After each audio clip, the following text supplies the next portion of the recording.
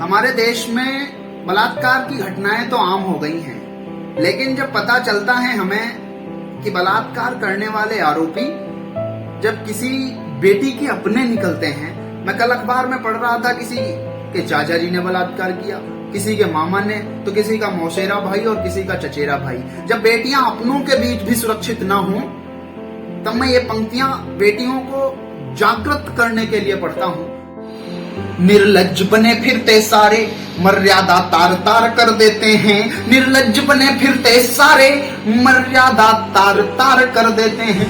बलात्कारी कहीं और दुनिया से नहीं आते, वो हम में और आपके बीच से ही निकले हुए लोग हैं। कि निर्लज्ज बने फिरते सारे मर्यादा तार तार कर देते हैं। जिसको देवी कहते पहले हम बेटियों को पूछते हैं और उन्हों को हिकारत से देखते हैं, उन्हीं पर गंदी नजरें डालते हैं। तब कहता हूं कि निर्लज्ज बने फिरते सारे मर्यादा तार तार कर देते हैं। जिसको देवी कहते पहले फिर उस पे वार कर देते हैं। मन में कुंठा भर आती है, मन में कुंठा भर आती है जब बेटी प्रताड़ित होती है। मन में कुंठा भर आती है जब बेटी प्रताड़ित होती है।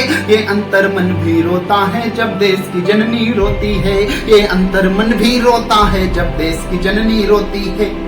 सिसकी कहती अखबारों में यूं कब तक चुप रहना होगा। सिसकी कहती अखबारों से यूं कब तक चुप रहना होगा। सिसकी कहती अखबारों से यूं कब तक चुप रहना होगा। द्रौपदी पूछे दरबारों से, द्रौपदी पूछे दरबारों से अपमान कहां तक सहना होगा।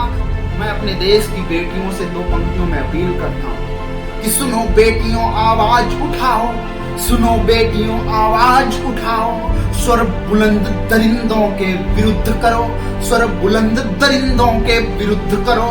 हैं अपनों में ही छिपे दरिंदे। आपके आसपास हो सकते हैं, होशियार रहें कि हैं अपनों में ही छिपे दरिंदे। अब अपनों से ही युद्ध करो, हैं अपनों में ही छिपे दरिंदे। अब अपनों से ही युद्ध करो।